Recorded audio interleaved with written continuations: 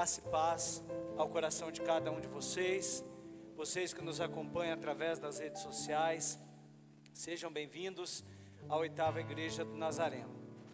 Esta é uma igreja, é uma família, da qual todos nós podemos e devemos pertencer. Amém?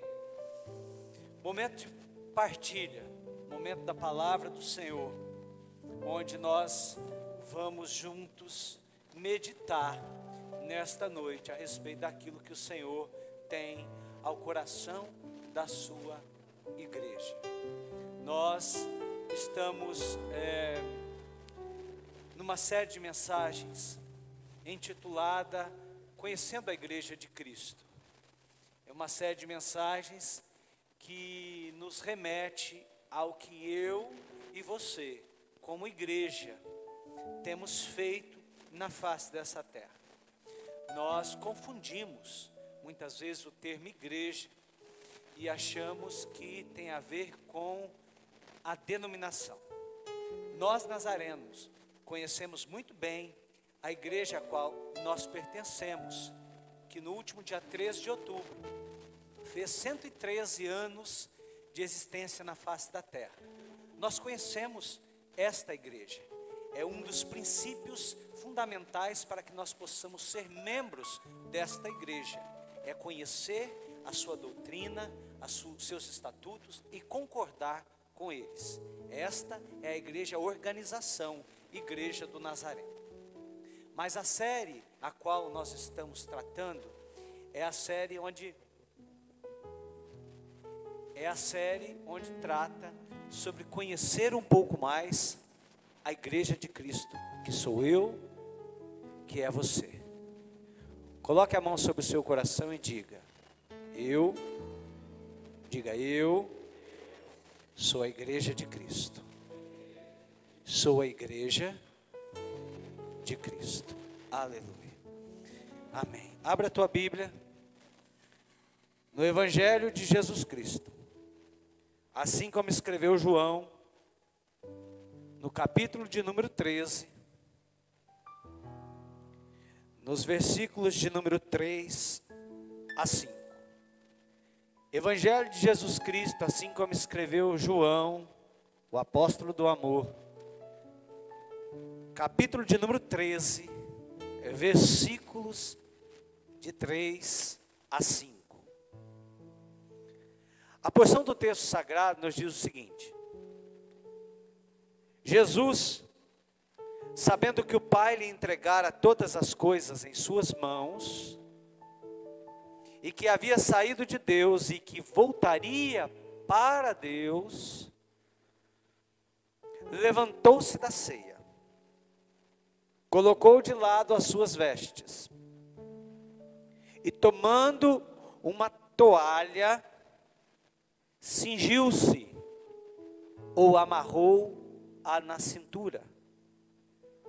Depois, ele pôs água em uma bacia, e começou a lavar os pés dos discípulos, e a limpá-los com a toalha a qual ele tinha na cintura.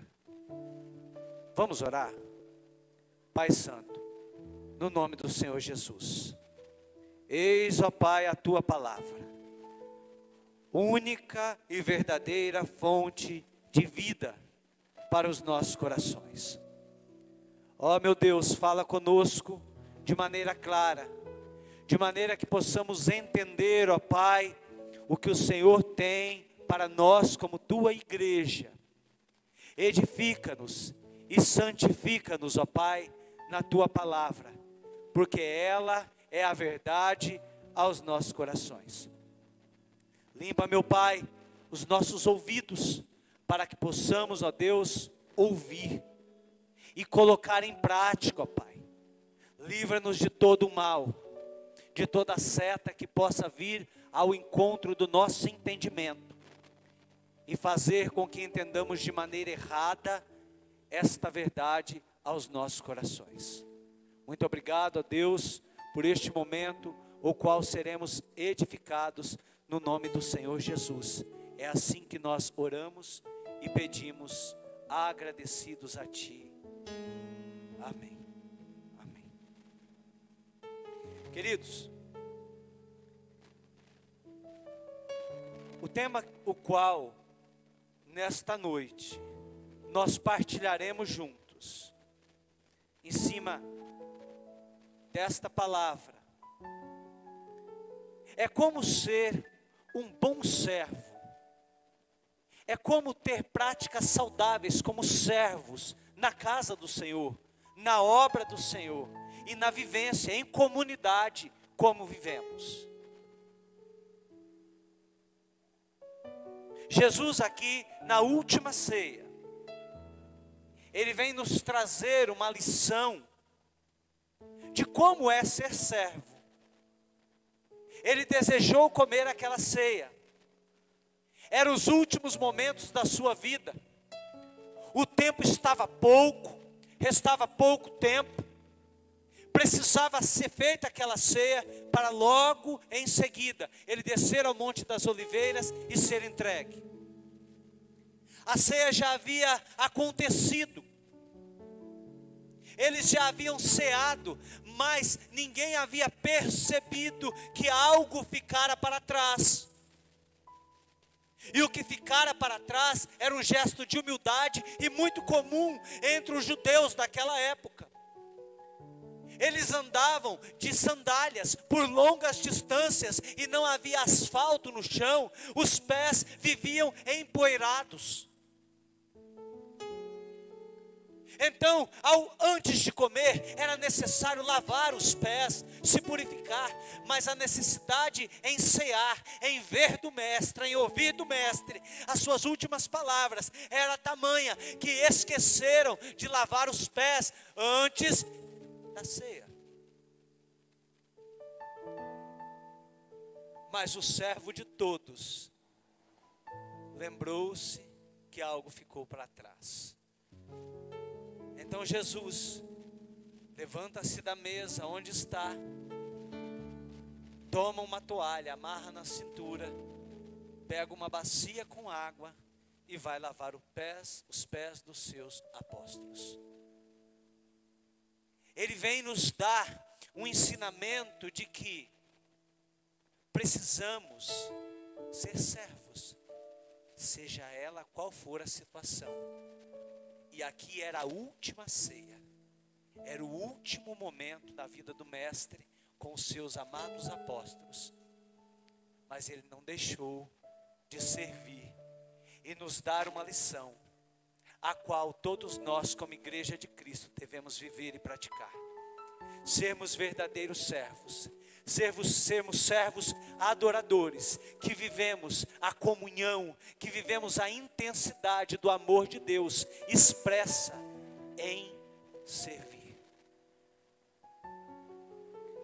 Pedro estava na mesa e disse: o Senhor não vai lavar os meus pés. Ele disse: se eu não lavar os teus pés, você não tem parte comigo. Se eu não lavar os teus pés, você não tem parte comigo. Nesta noite, Jesus está a dizer isso para você, igreja. Como bons servos, nós precisamos aceitar Ele lavar os pés, para nos purificar, para que nós possamos ter parte com Ele, aleluia. Para que nós possamos verdadeiramente dizermos: eu sou parte da igreja de Jesus. Jesus é no Novo Testamento a personificação do que a arca era no Antigo Testamento. E de manhã, quando a pastora Lucivânia ministrou sobre ser servo, e em cima deste tema, eu gostaria de te mostrar no Antigo Testamento, em cima do texto de 1 Samuel, capítulo número 6, 4 estilos de servos que devem ser nós devemos nos basear para podermos viver como igreja de Cristo. Quais são as qualificações que um servo fiel precisa ter? Você já deve ter perguntado ao seu coração: o que eu preciso para mim ser um bom servo? Eu te mostrei em cima de um texto bíblico que Jesus foi um exemplo de servo para todos nós, e que Ele é a presença de Deus no Novo Testamento. Mas no Antigo Testamento, os homens também buscavam modelos e padrões para serem servos. Qual é a qualificação que você, como homem, como mulher de Deus, necessita para se identificar como um servo verdadeiro de Deus? Que tipo de servo nós estamos sendo neste mundo em que estamos? Que tipo de serviço estamos prestando ao mundo? Que legado nós temos deixado para esta terra como igreja de Cristo? Nós não estamos apenas, irmãos, cumprindo um protocolo. Nós fomos chamados para sermos sal da terra e para sermos luz do mundo. Nós não fomos chamados apenas para fazer um movimento. Nós fomos chamados para mudar uma geração. Nós fomos chamados para garantir que este evangelho fosse acessado por todos de maneira plena e verdadeira, como servo que somos. Jesus não precisava em nenhum momento ter lavado os pés dos seus discípulos. Mas assim como diz o Evangelho de Marcos, capítulo de número 10, versículo de número 45. Ele não veio ser servido. Ele veio servir e doar a sua vida em favor de muitos. Então, nesta noite, eu gostaria de te levar nos tempos do Antigo Testamento, para te mostrar 4 personagens, 4 pessoas, que levaram um estilo de servidão diferente um do outro, e o exemplo e a lição que cada um deles nos dá, para que nós possamos hoje entendermos qual é o nosso papel de servos. Atos capítulo de número 13, versículo de número 36, diz o seguinte: tendo, pois, Davi servido ao propósito de Deus em sua geração, adormeceu, foi sepultado com os seus antepassados, e o seu corpo se decompôs. Davi, todos nós sabemos quem foi. Um grande rei para Israel, um homem que impactou a sua geração, um homem que errou, um homem que transgrediu, mas que soube receber o título de homem segundo o coração de Deus. Um exemplo de servo, que todos nós devemos seguir. E nos tempos de Davi, a arca da aliança, a presença de Deus, voltou para Israel. Por que voltou para Israel? Porque ela estava distante das terras de Israel. Ela estava com os povos filisteus. E agora a presença de Deus vai voltar para Israel. Eu te disse que Jesus é a presença de Deus no Novo Testamento. E no Antigo Testamento, esta arca é a demonstração da presença de Deus. Mas pastor, o que é esta arca? Chamada de Arca da Aliança. Ela era uma expressão física do que Deus havia dito ao patriarca Moisés. Nesta arca, debaixo dela, dentro dela, haveria a expressão da presença, da glória de Deus. Mas o que tinha dentro desta arca que tanto demonstrava a presença de Deus? Dentro desta arca havia uma vara de um patriarca chamado Araão, e esta vara havia florescido no deserto. Havia uma porção do maná, o pão sagrado, o pão abençoado, que Deus mandara do céu ao seu povo durante 40 anos no deserto. E havia 2 tábuas, contendo os 10 mandamentos, que era a lei de Deus. E um detalhe que havia nesta arca, que talvez você já tenha ouvido falar, ou se não ouviu, hoje você entenderá. Na parte de baixo desta arca, na tampa dela, havia um mosaico com 12 lugares e 11 pedras preciosas. 12 lugares e 11 pedras preciosas.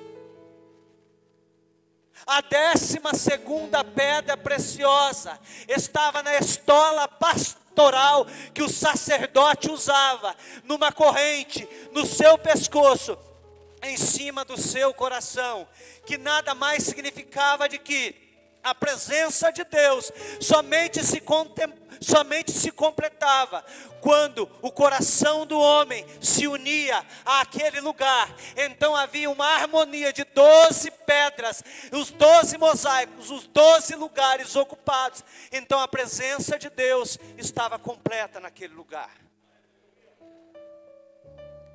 A presença de Deus se completa quando eu e quando você estamos aqui.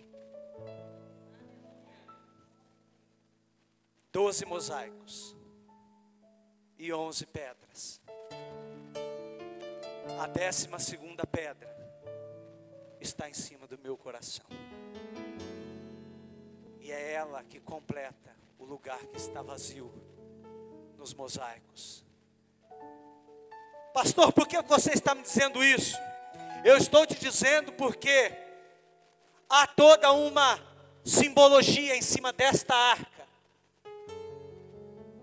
Esta arca não poderia ser levada de qualquer jeito. Ela precisava ser levada com reverência. Ela precisava ser levada com santidade, com vida de retidão. Essa arca não poderia ser pegada de qualquer jeito. Ela tinha argolas que passavam-se as varas, e ela era levada sobre o ombro. E os homens que carregavam a arca, os homens que carregavam a presença de Deus, eles eram chamados de servos. Os homens santificados, escolhidos para carregar esta arca, eram chamados de servos. Então nesta noite, eu gostaria de te mostrar 4 servos, 4 homens, que nos dão lições a respeito de como nós devemos conduzir a presença de Deus. Quer onde andemos na presença de Deus nesta terra, nós precisamos levá-lo onde quer que estejamos.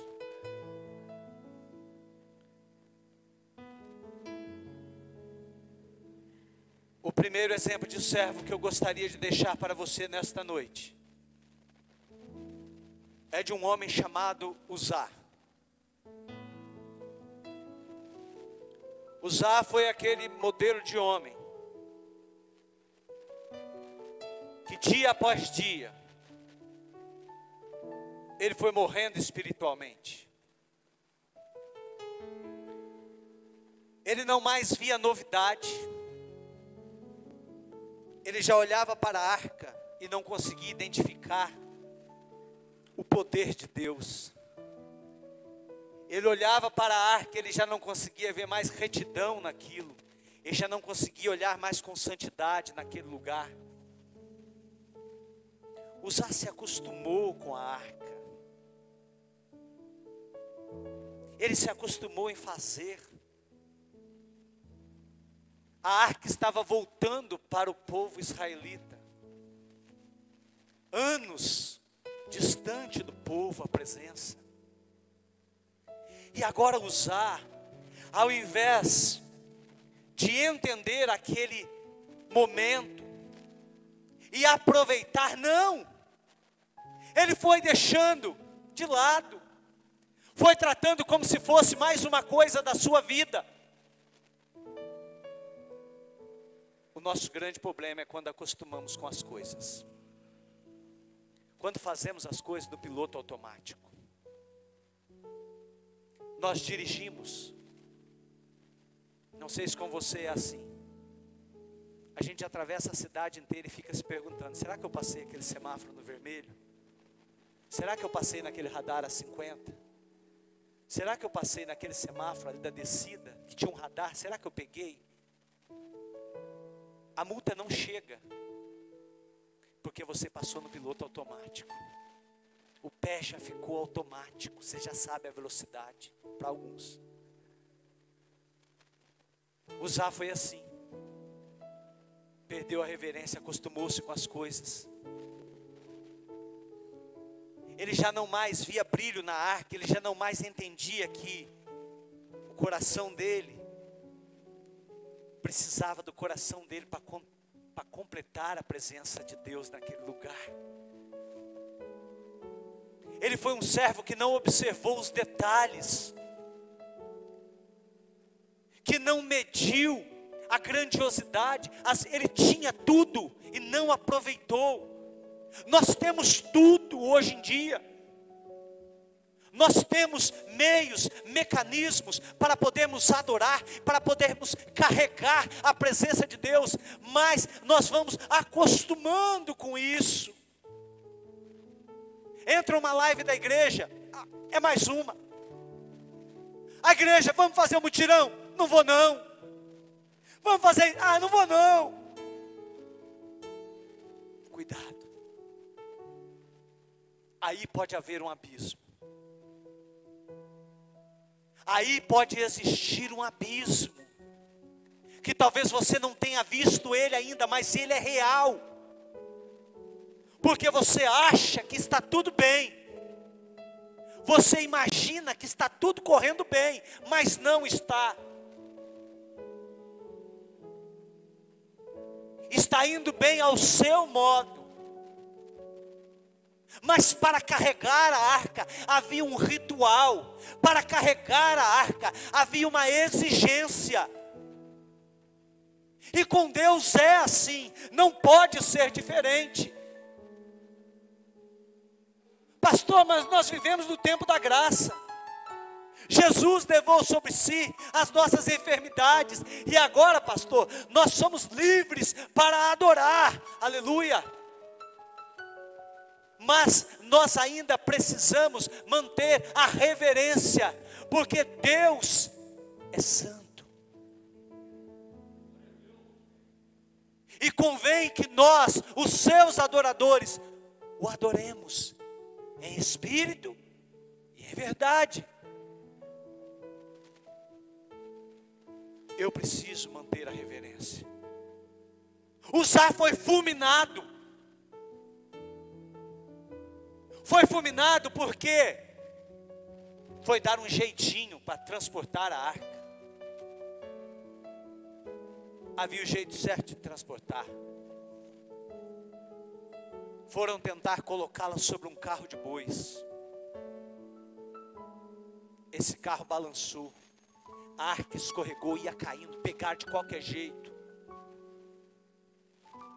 E este homem foi fulminado. Foi fulminado porque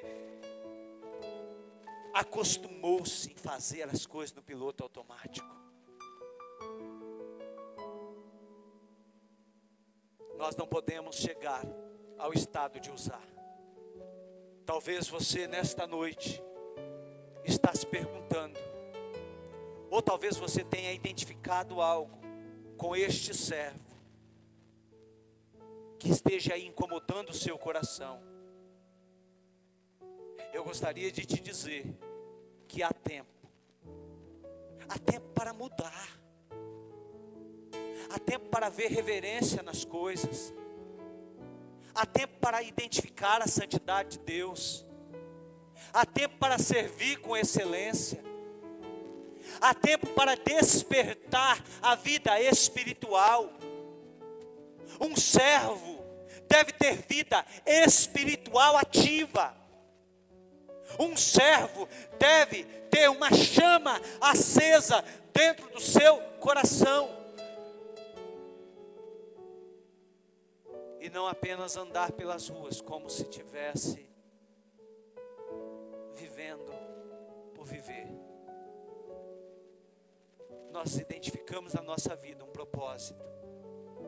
E o servo de Deus precisa colocar esse propósito como meta, como lema da sua jornada. Compromisso gera comprometimento. Como servo de Deus, mantenha um compromisso. Como igreja de Cristo, mantenha um compromisso com o reino. Porque assim, pelo exercício de haver comprometimento em teu coração, a tua fé crescerá. A tua fé se despertará. Você terá ânimo. Você terá visões novas para a tua vida. Não fique apenas preso a uma fé que não te leva a lugares mais profundos. Mas tenha o desejo de conhecer lugares mais profundos na presença do Senhor. Talvez você tenha dizendo: minha vida parou, eu não consigo sair daqui. Parece que tudo que tenho, que faço, só dá aqui. É porque talvez possa ter ocorrido na caminhada acostumar-se com as coisas, e nós precisamos ser despertados. O Espírito Santo é quem desperta a sua igreja dia após dia para esse comprometimento que devemos ter para com a presença de Deus. Aleluia. Um outro exemplo de servo, este com um exemplo magnífico, foi Obed-Edom. Este valorizou as coisas espirituais, assumiu riscos para fazer a vontade de Deus, e sempre se mostrou disponível ao serviço. Sabe o que esse homem fez?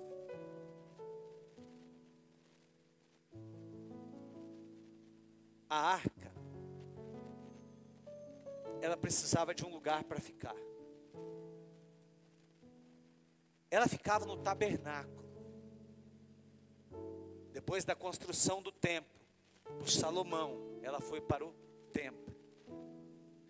Mas até a construção do templo, ela ficava no tabernáculo.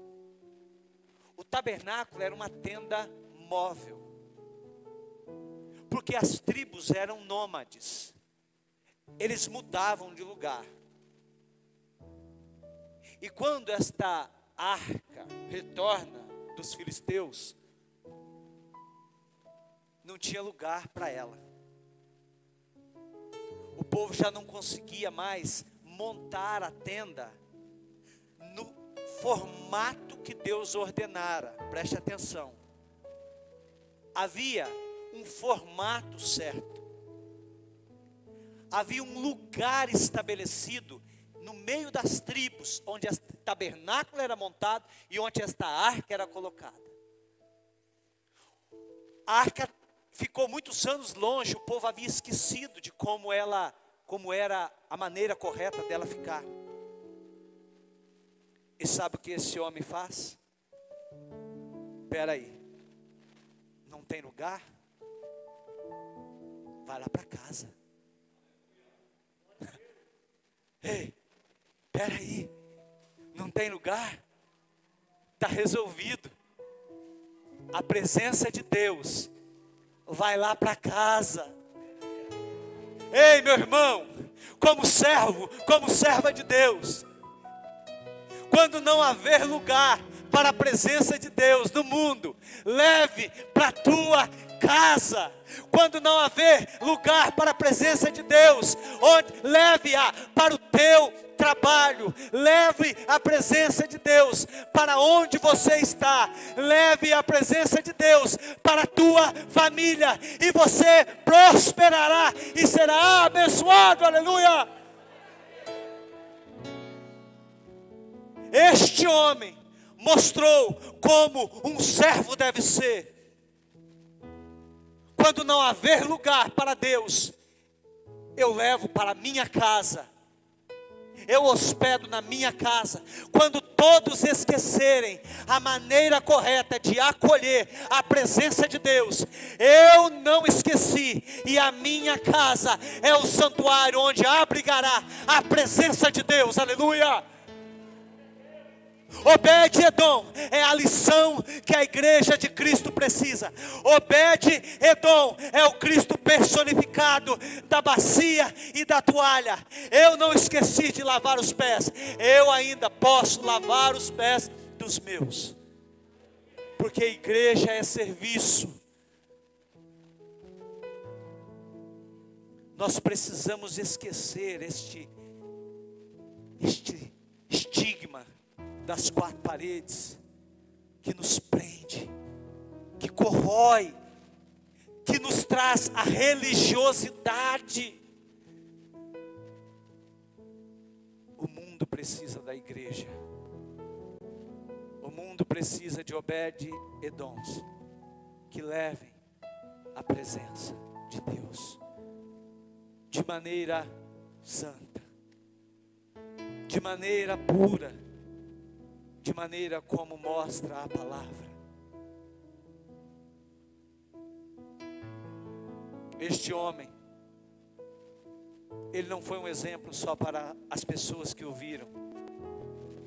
Obed-edom foi um exemplo para a sua casa. Ele foi um exemplo para os seus parentes. Obed-edom foi um exemplo de igreja, um exemplo de serviço para a obra de Deus. Diferente de Uzá, ele não se acostumou. Todos os dias havia uma chama nova acesa no coração deste homem. Ah, meu irmão, minha irmã, a nossa oração como igreja de Cristo é que todos os dias o Senhor mantenha e acenda uma chama nova no teu coração. Que você seja esperançado, que você seja alimentado pela presença de Deus que está na tua vida. Oh, aleluia.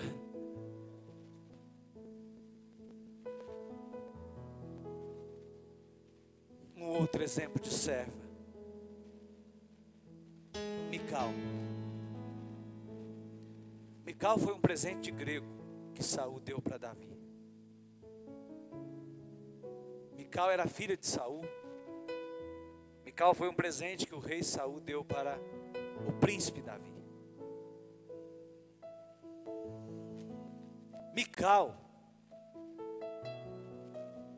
foi um exemplo de alguém que desprezou a glória de Deus.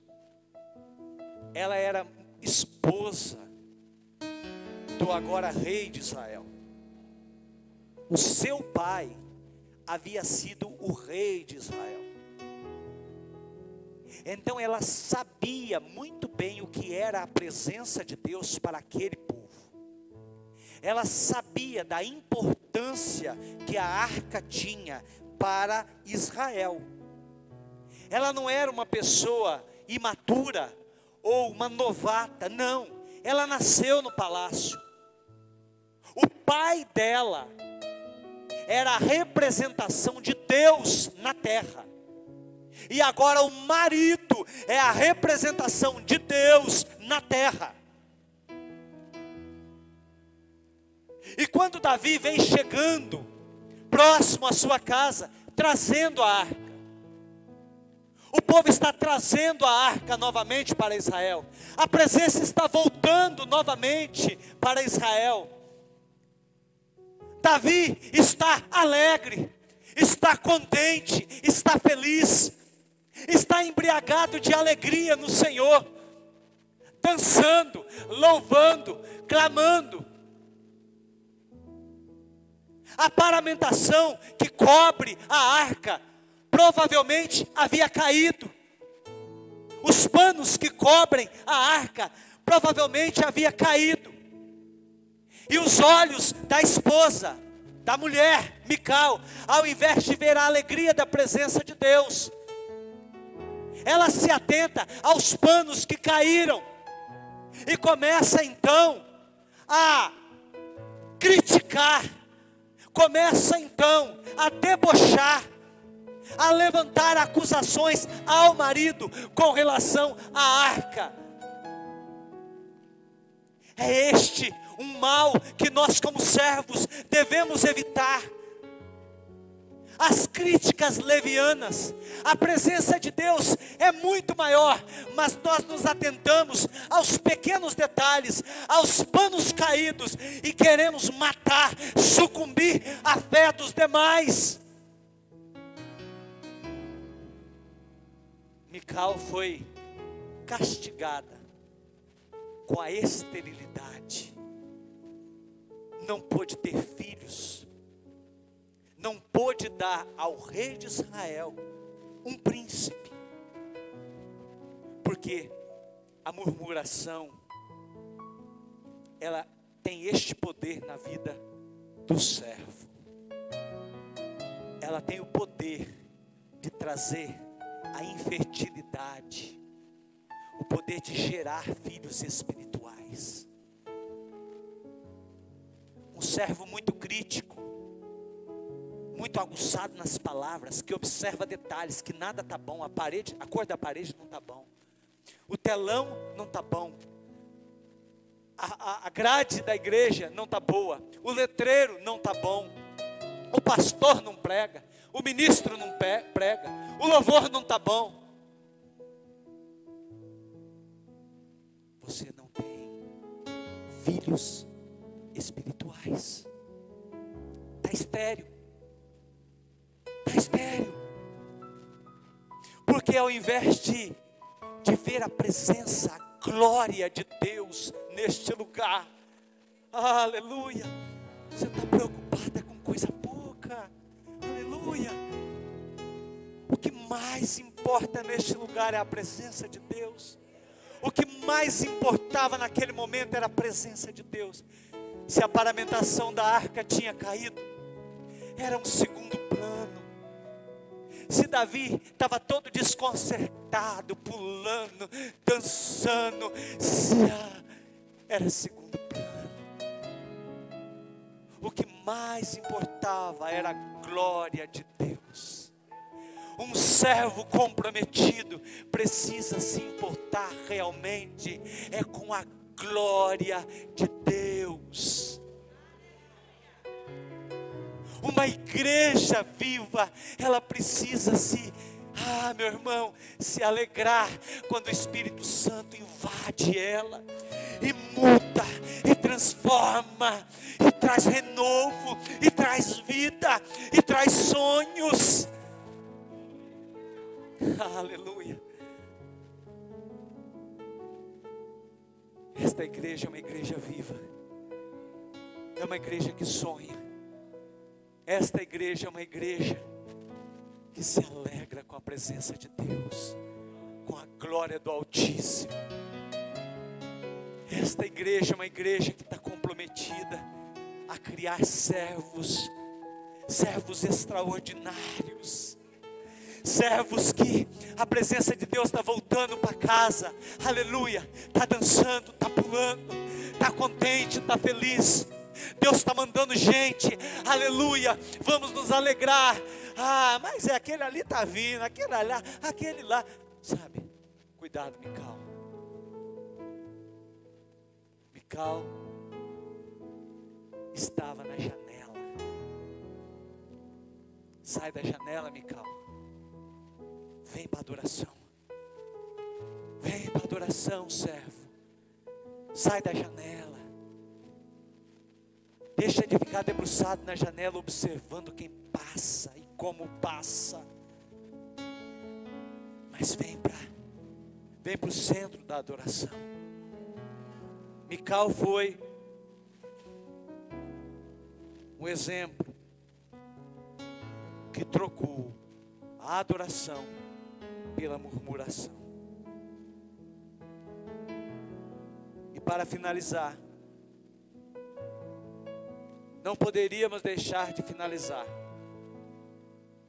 com um exemplo de servo, que foi Davi. Este é um exemplo para a igreja, de um homem que entendeu a vontade de Deus, de um homem que compunha salmos para orar na presença de Deus. Errou, teve o seu castigo, mas foi capaz de dizer: Senhor, não tire de mim a tua presença, não tire de mim a tua presença. Davi é um exemplo para a igreja, um exemplo de resiliência, de servo resiliente, que desde o momento que foi chamado lá na casa do seu pai Jessé, ele soube esperar os tempos, viveu sobre a lança de Saul, não se rebelou, teve chances de matar Saul, não matou, teve chances de tomar no braço a nação de Israel, mas não fez, porque foi um exemplo de servo. Servo é submisso, servo entende o tempo, e tempo não tem a ver com esta cronologia que criamos, de anos, semanas. Amanhã é segunda-feira, mês que vem já é novembro, o próximo ano é 2022. Tempo para Deus não é assim. Davi soube esperar os tempos.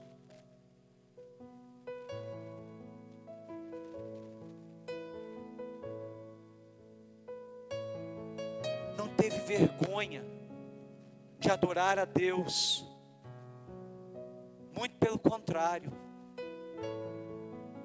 Ele sempre fez questão de mostrar, de expor a sua maneira de adorar.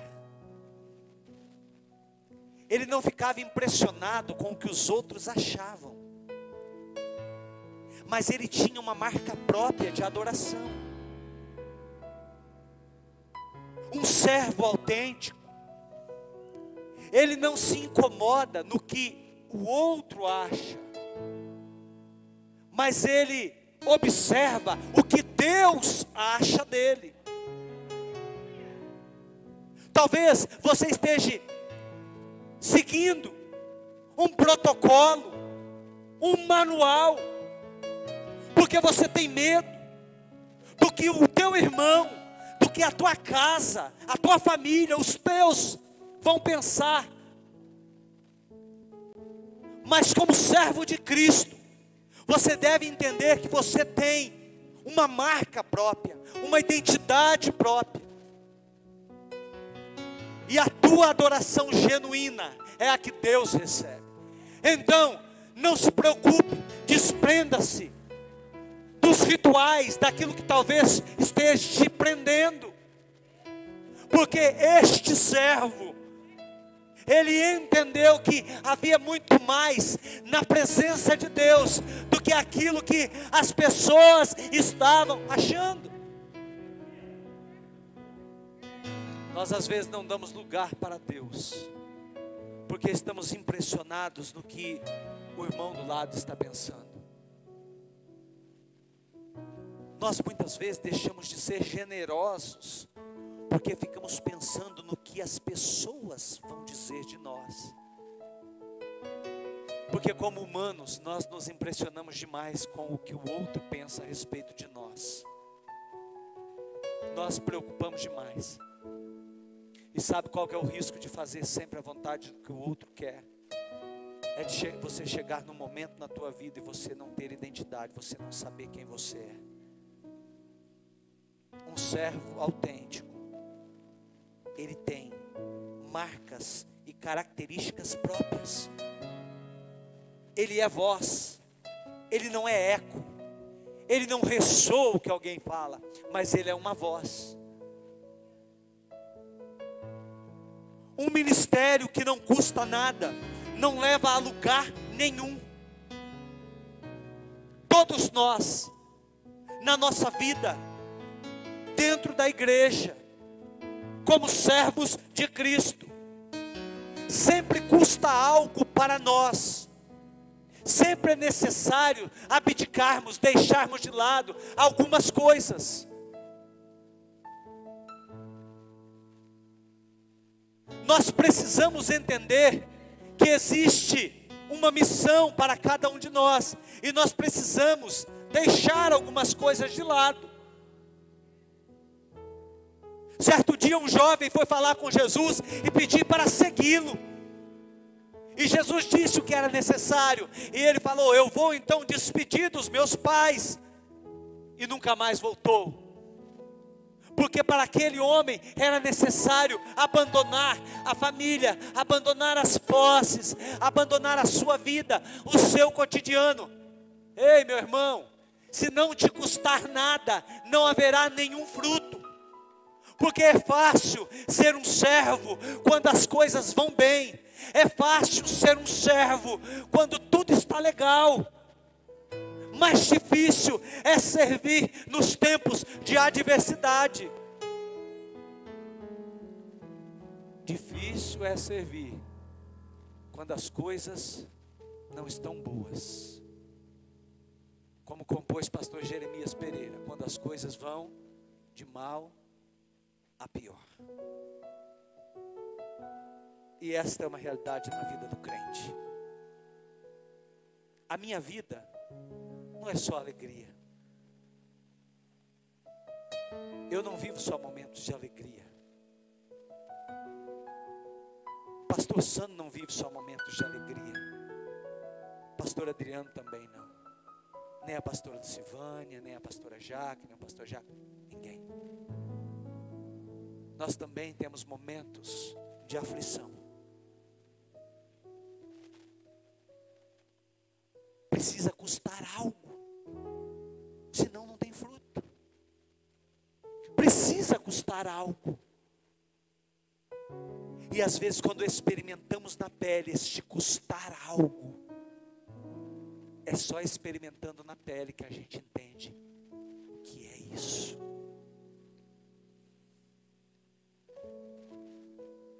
Precisamos ver nestes 4 personagens 2 destinos, 3 homens e uma mulher,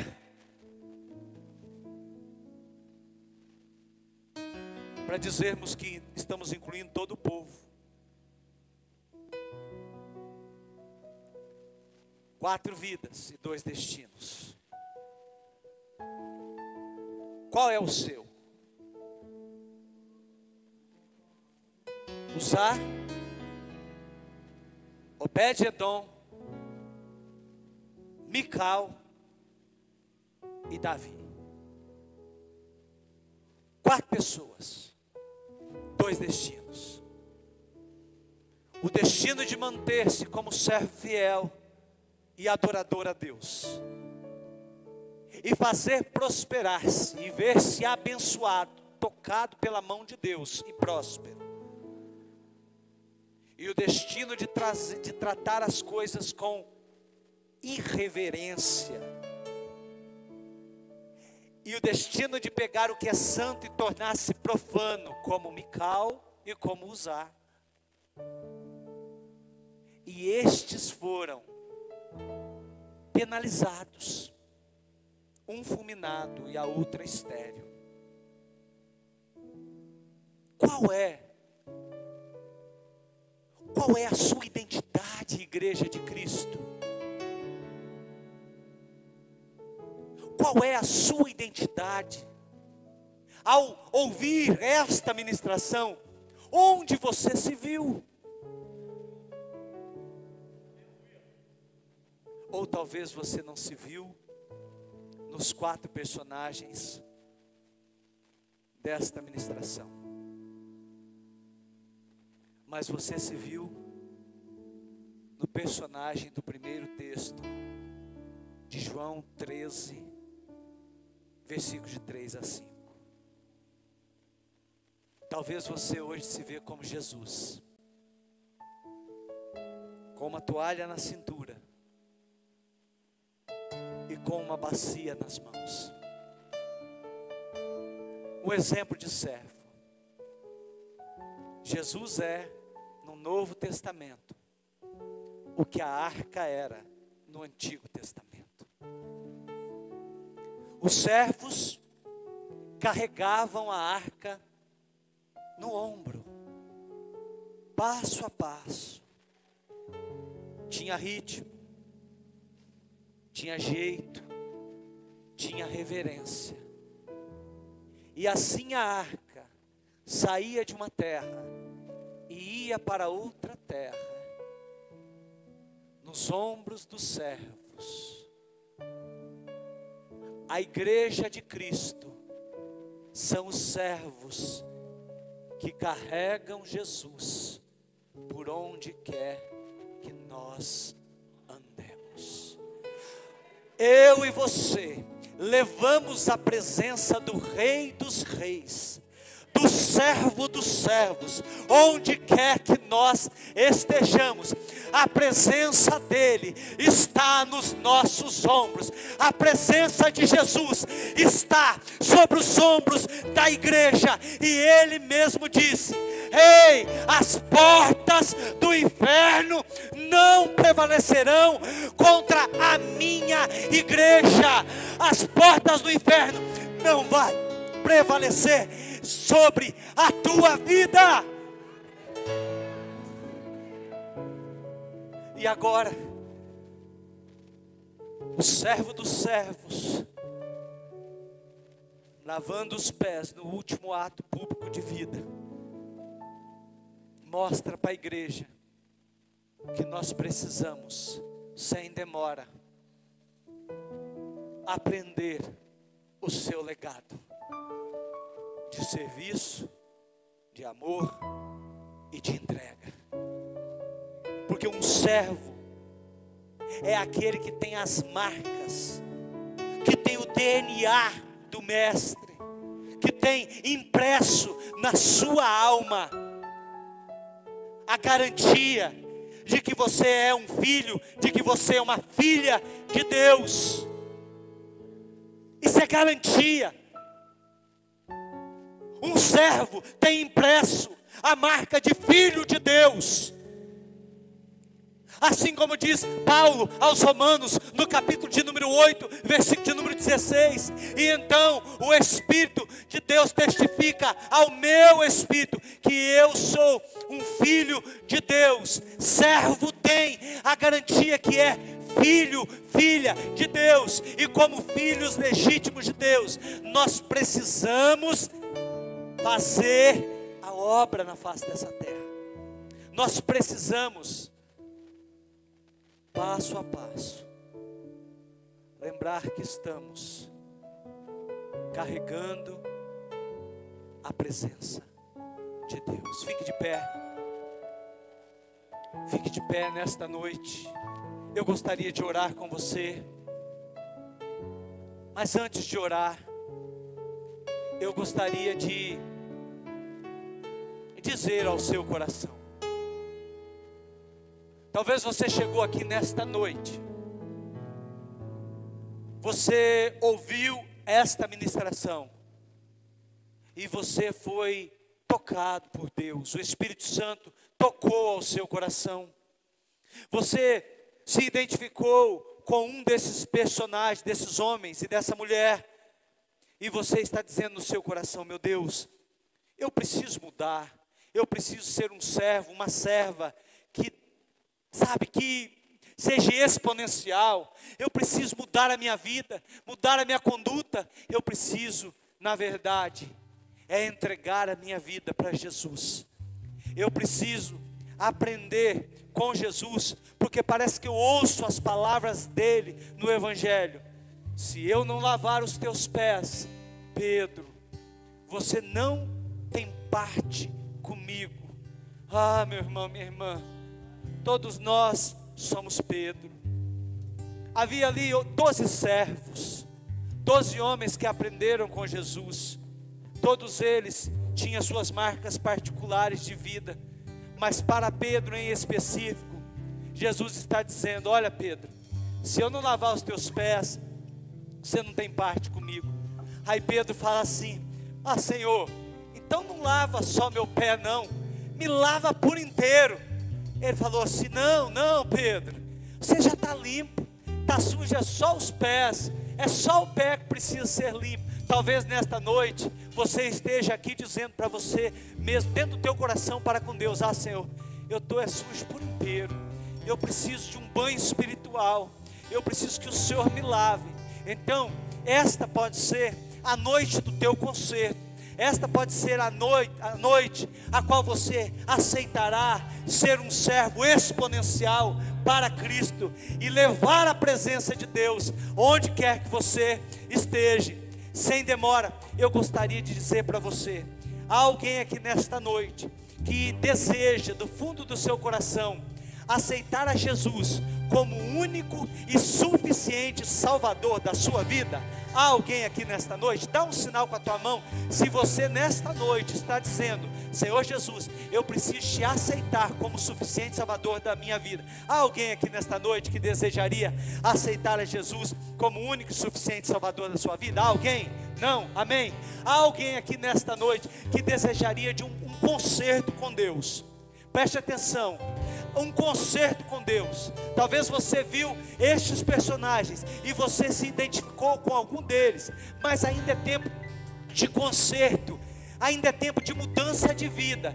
Eu gostaria de te pedir para vir até o altar, com distanciamento. Você vai sair do teu lugar, nós pastores vamos orar com você. Você talvez tenha se identificado: eu preciso de um concerto com Deus. Há alguém aqui que queira vir até o altar para receber a oração? Alguém? Fique à vontade, pode sair do teu lugar se você quiser. Vem até o altar com distanciamento, nós vamos orar com você. Alguém? Não há? Amém. Então coloque a mão sobre o teu coração. Nós vamos orar neste momento, nós vamos clamar ao Senhor neste momento. Pai Santo, ó meu Deus, muito obrigado por tudo aquilo que a tua palavra, ó Deus, renovou em nossos corações. Meu Pai, que esta palavra possa vir de encontro à necessidade da tua igreja. Ó Pai, nós temos aprendido que nós somos a igreja de Cristo. Nós estamos conhecendo marcas digitais novas, ó Pai, da tua igreja. Hoje, ó Deus, nós vimos lições de como ser um verdadeiro servo de Cristo. E aprendemos com aquilo que Jesus mesmo nos ensinou, que aquele que quiser ser o primeiro no reino do céu, ele seja o último nessa terra. Ó meu Deus, ensina-nos cada dia mais e mais fazer e cumprir a tua vontade, e que o Senhor possa nos abençoar, nos guardar, nos encher do teu Espírito Santo, e que nós possamos, ó Deus, sermos extraordinários discípulos, lembrando sempre, ó meu Deus, que nós carregamos a presença de Deus sobre os nossos ombros, há o peso da presença de Deus. Mantenha-nos firmes, fortalece o nosso passo, fortalece, ó Pai, o nosso ânimo. Ó meu Deus, renova o ânimo dos teus servos, renova o ânimo da tua igreja. É assim que nós te pedimos e clamamos no nome santo do Senhor Jesus. Amém. Amém. Cante, adore ao Senhor nesta noite.